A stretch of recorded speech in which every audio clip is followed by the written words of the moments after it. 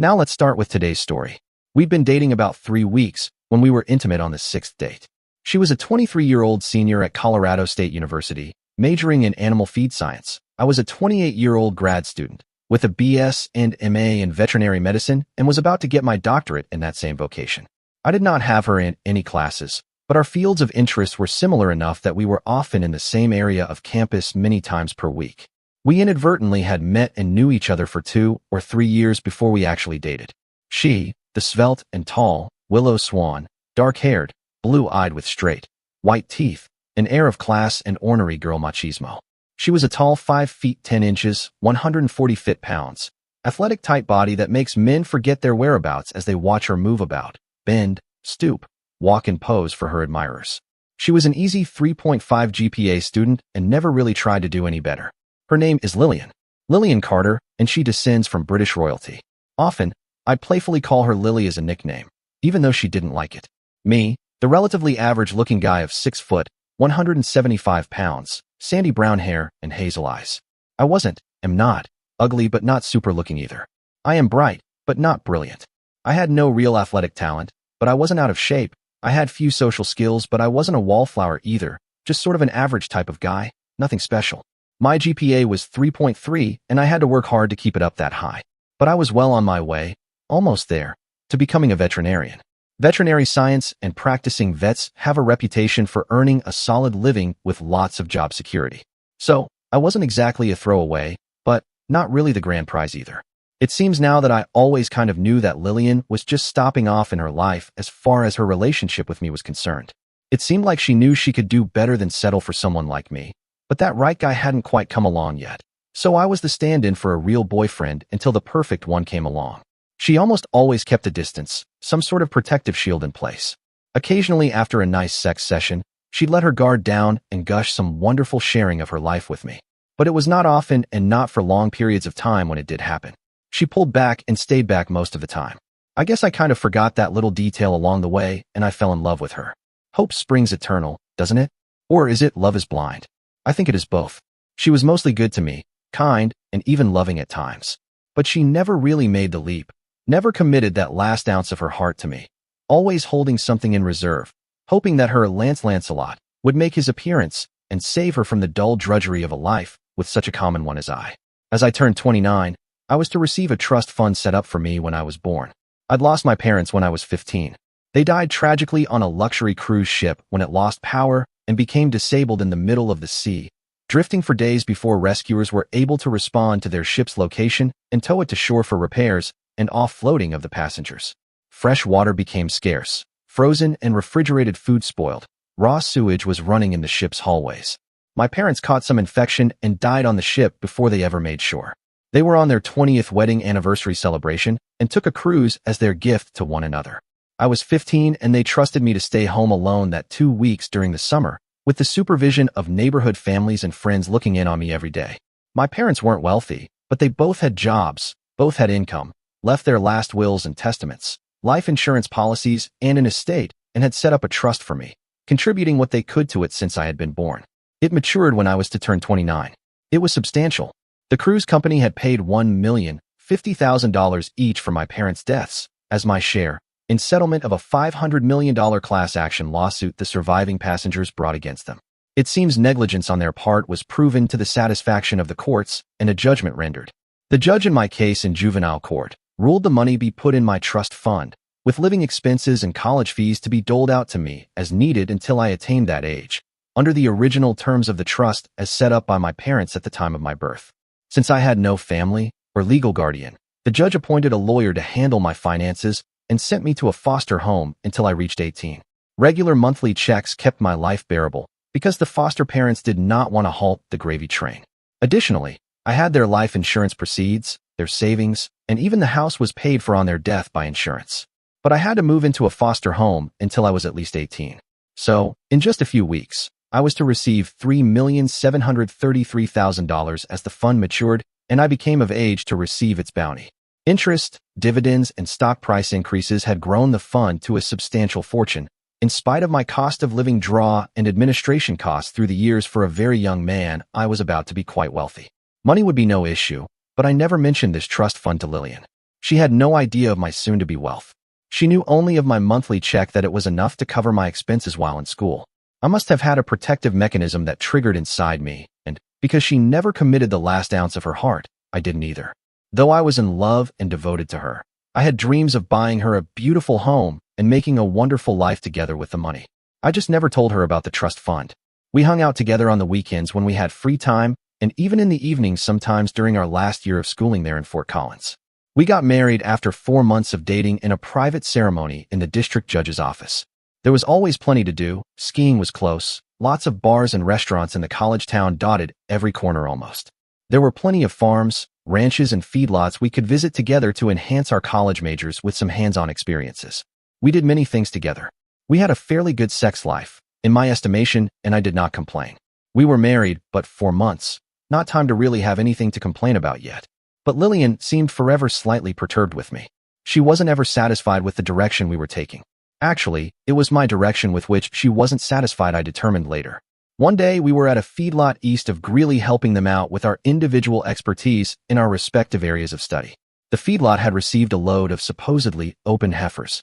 That means females guaranteed, not ever to have been with a bull, therefore not pregnant. At final count, 45 of the animals were pregnant when they were offloaded, and some started delivering their premature calves right there in the feedlot after the stress of their trip. I was assisting the lot's cowboys and feed truck drivers with the delivery of the calves. The feedlot didn't want the calves, but we needed to save the mothers because of the initial investment. We were duty-bound to minimize the loss of life because the settlements against the ranch that sent them to the feedlot would be substantial. But we had no way to care for the live birth calves, so they were all stillborn premature, or they did not survive their first night in the harsh environs of the feedlot. One of the young cows was having a tough time delivering her calf. It looked like she wouldn't be able to get it done, so I decided I had to take the calf by force from her exhausted body. With bare hands, I reached up inside that cow, who'd been in labor for about 30 hours. I got a hold of that calf's back feet. It was a breech birth, then I pulled. I put one foot on her butt, the other on the top of her thigh, and pulled with all my might. She shit all over me, and when the calf came out, blood and placenta squirted on me and all over the back end of the cow. I was laying in blood and shit, and had it squirted all over me from head to toe. The calf was dead, and would have never delivered. The mother would have died in labor had I not done what I did. Lillian was in the office at the time of this event, when I came into the office to grab a shower and clean up. She saw me. She looked at my shit and blood-covered face, hands and clothes. She shook her head in disbelief with disgust. As I walked somberly down the hallway to the men's room and the showers, I heard her comment to the secretary, "I can do better than this." Lillian left me that following weekend. "This isn't going to work, Ross. I just need to keep looking, see who's out there," she explained to me. "I love you, but I'm not in love with you. I'm filing for a no-fault divorce. You don't owe me and I don't owe you. Just let's quit this." That was her words. No tears, no emotion, just resolve. I was stunned. Thought I may have read that in a story somewhere. No matter, she'd said it, and it was to me that she was talking. I was alone in life. I did have my millions intact. But money makes a poor substitute for someone to love, and someone who loves back.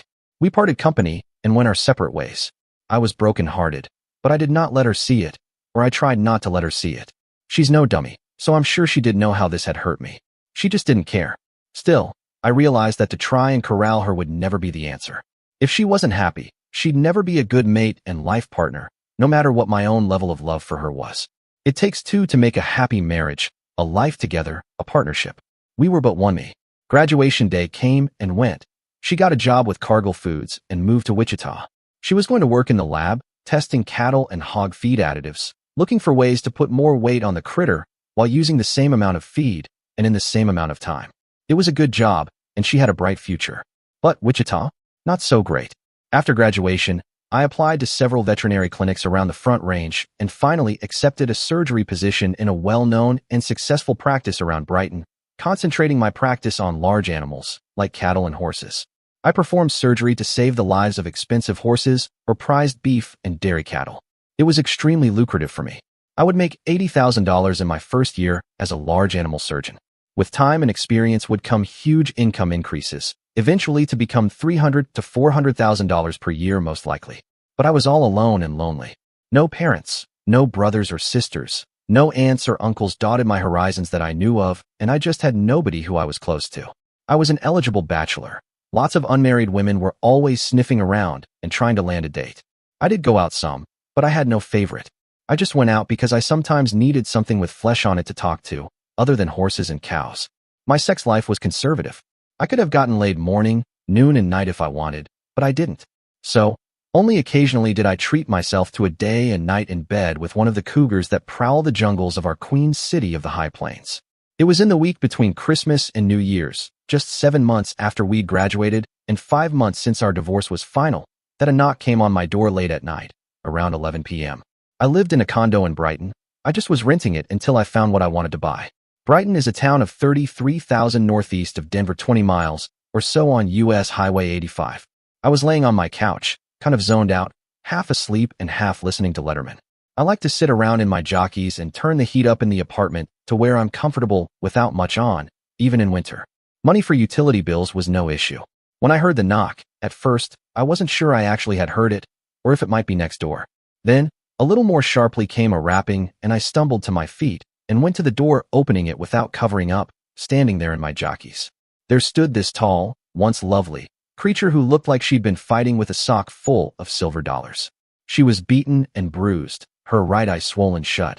Her lips, both of them, top and bottom, were split and bleeding. She had a patch of hair missing in the top center of her head.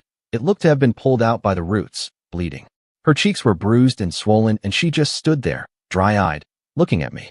Lillian, for crying out loud, what is going on? Come in here. I grabbed her upper arm gently, but she winced when I squeezed just a little to urge her inside. It was bruised too. I was so surprised to see her. She seemed unwilling to talk. She just sat on my couch with a haunted expression, not crying, nor whimpering, nor talking. She just sat there bleeding and suffering. Have you been assaulted? Who did this to you? Lillian, what has happened here? Talk to me, Lily, I said. She only said these words, not assaulted. Boyfriend beat me up. He's stoned and lost it with me. She offered no other words. I guess they had come back to Colorado over Christmas and probably had mixed it up some after smoking some weed and drinking too much at one of the mini parties. I should call the police. This guy needs to go to jail, I said. No, no police, she shouted without any other words. Okay, no police, I said. I told her I was going to draw a bath, that I'd be right back.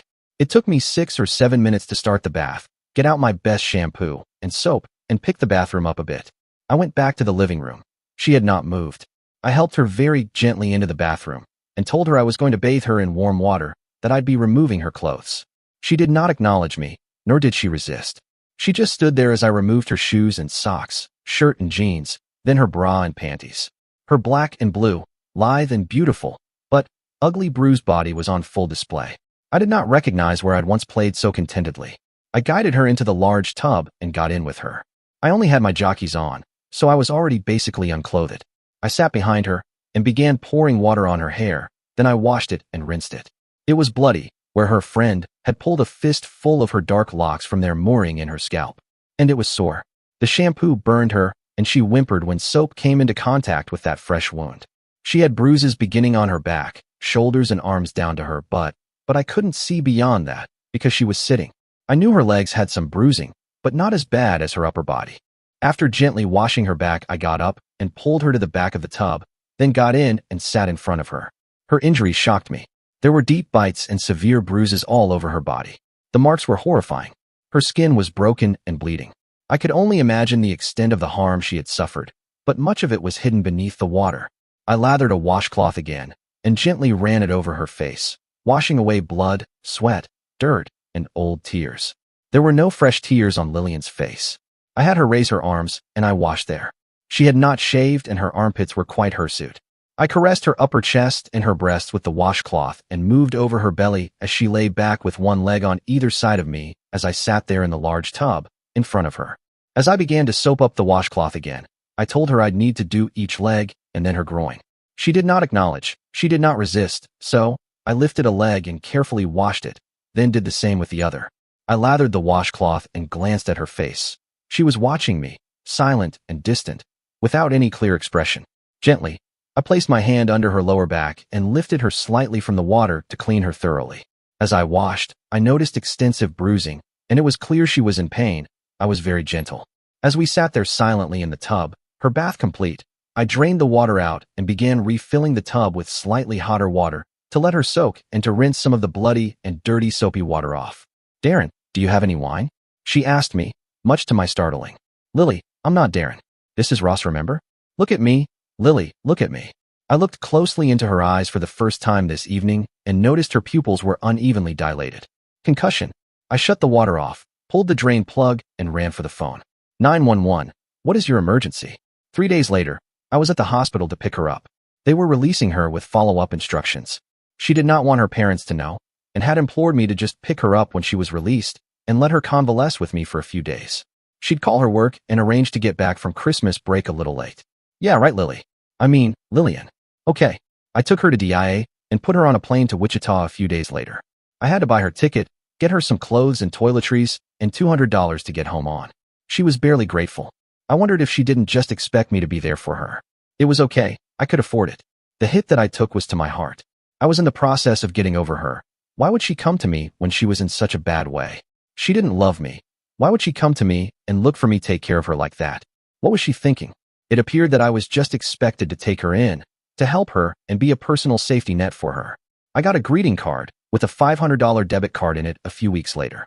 She wrote a few words of thanks and less than effusive praise, but I could tell she was grateful for my help and that I'd not called her folks. Beyond that, I wondered if she felt she had done better after me, after all. But I never brought it up. My practice was booming. I was busy in surgery several days of each week. Horses and cattle, large animal surgery, that was my specialty. The Colorado Game and Fish Department showed up in my office one day several months later. They were a man and a woman, in ranger uniforms with side arms and badges on their chests and rank displayed on their collars. We need to see Dr. Harrington, the lady told Sheila, my assistant. He's in surgery at the moment, but I expect him to be finished within 15 to 20 minutes. Could I get you coffee or tea while you wait? Sheila offered. I finished my surgery, and Sheila told me I had Game and Fish Department officials in the outer office wanting to see me. I told her to show them into my personal office. Dr. Harrington, I am Vanessa Quinn, and this is Jeremy Langston.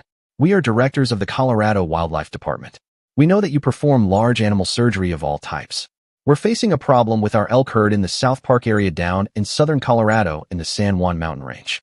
There is some disease that has infected the main herd, and we are desperately seeking advice and counsel to keep it from spreading to the other herds throughout Colorado and other states. It seems isolated right now, but we do not know what we are facing.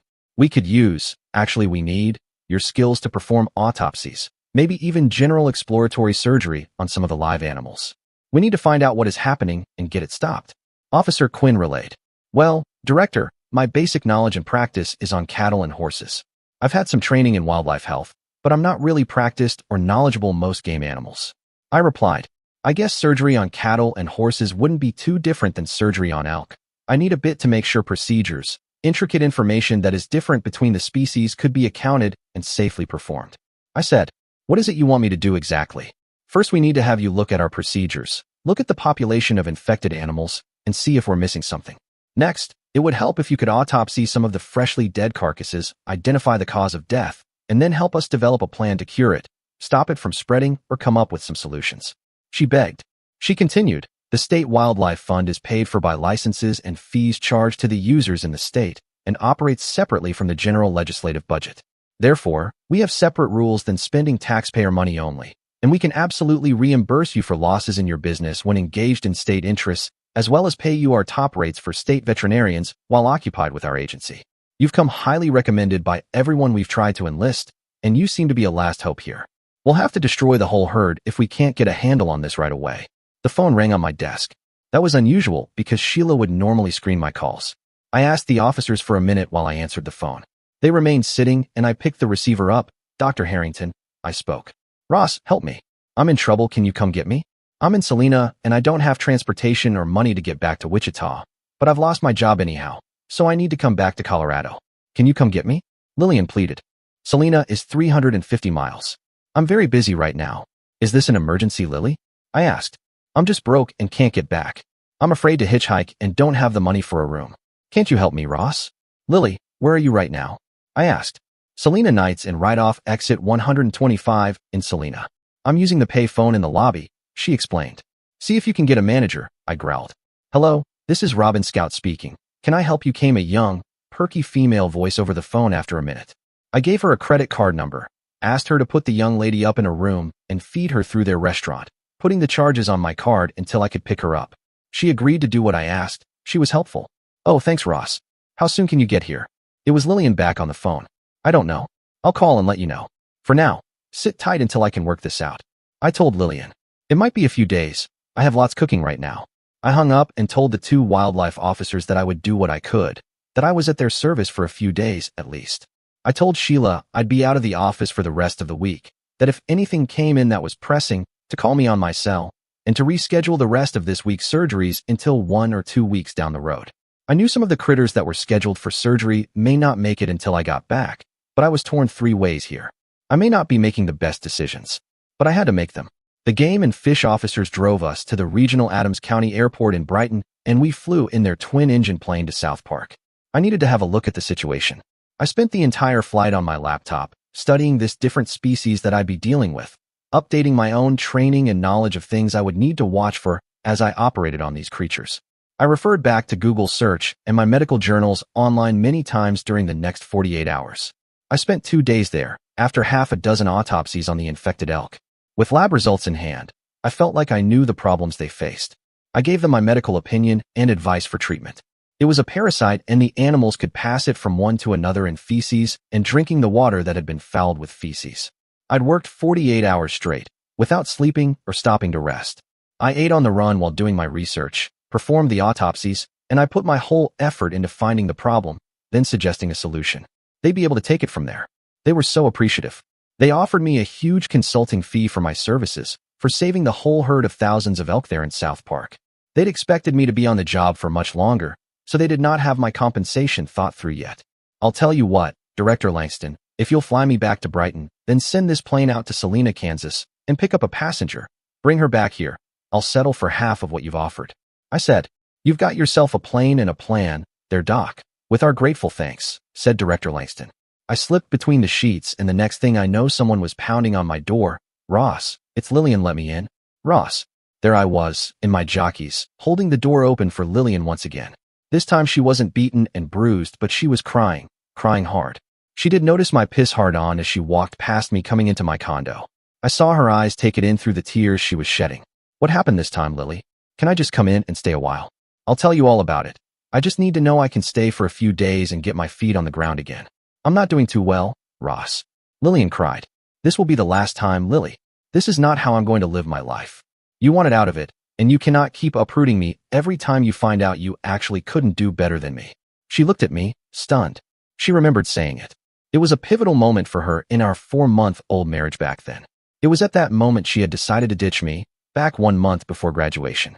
It was when I, the average, the lackluster, the less than perfect, who came wading into that office dripping with cow shit and blood, that she'd finally made her choice. She could do better than this. Lily, it appears you can't do better, but you don't seem to realize it. So 1 week. You stay 1 week and you are out. You have a week, you hear me? Oh, thanks, Ross. I'll find something by then. What happened this time, anyhow? You lost your job? What happened to the girlfriend beater from the last time you were here? How did you get so low, Lily? He lives in Wichita. He tried to get at me when I got back to Wichita, but I finally did have to call the police. They got him right away. He's been charged with narcotics possession, distribution, sale, and operating a meth lab, she said. He never had charges of beating me broad, because all I could prove was the beating here in Colorado last Christmas. He did hit me when we were living in Wichita, but I couldn't prove it because I never went to the cops when my bruises were fresh. I waited until this last time to tell them. But, anyhow, he's out of my life now for good, she said. They raided his house. He had all sorts of drugs and guns and cash. It made a splash in southeastern Kansas, she added. Then, when it all came out that I was with him and he was so loaded with drugs, they, my company, by association, deemed me guilty of drug possession and use and fired me. She added again. Are you using? I asked. I have some, a little, but I'm not doing anything now. She answered. Can't get it, can't afford it, can't screw for it? I sneered. With shock, she said, No, Ross. I don't want to use, I want to be clean. I only went along with it because he was always high and it made for such great sex. Right. I'm not going there, Lillian. Take the room down the hall on the right. 7 days, that's it. I knew what it was instantly. I felt the bed gently move. I was awakened with the sensation of warm body near me. The bedside clock said 3:23 a.m. It did feel so good, and I'd been neglected sexually for so long. But this was Lillian. This was the woman who hurt me and who I did not trust. This is the woman who left me feeling alone in the world after having let me think I had a chance at love. This is the woman who rejected me, now, trying to convince me to screw her. I pulled the covers back, exposing her. I pulled away from her. Knock it off, Lillian. I can do better than this. I pushed her out of my room and locked the door. Yep, I can do better than this. And I'm going to, I resolved as I leaned on the door listening to her sobs on the other side. Lillian was gone, not in 7 days but in 4. I sent her off with a stern admonition not to contact me again. I told her, I do not want to be your go-to guy. You are on your own, finally. Leave me out of your life. Find whatever you think is better than this, but don't involve me in the search again. I had told her to reconnect with her folks. They would be the logical ones to help her now. She said she wouldn't bother me anymore and walked out the door, into the night. She left 3 days early, because she could tell how annoyed I'd become with her. No, my love had dissipated. My compassion had run its course. My patience with her treatment of me was at an end. There'd be no more Lillian for me. She was still a package to watch. She's tall, thin, and has a perfect body. She has a great smile, and most men would crawl across broken glass just for the privilege of screwing her. Just remember, guys, no matter how good she looks, how hot she is, how she tempts your desires, there is some guy, somewhere who is sick of her shit. You can do better than this. Dear listeners, please share your thoughts in the comments section below and don't forget to like, share, and subscribe.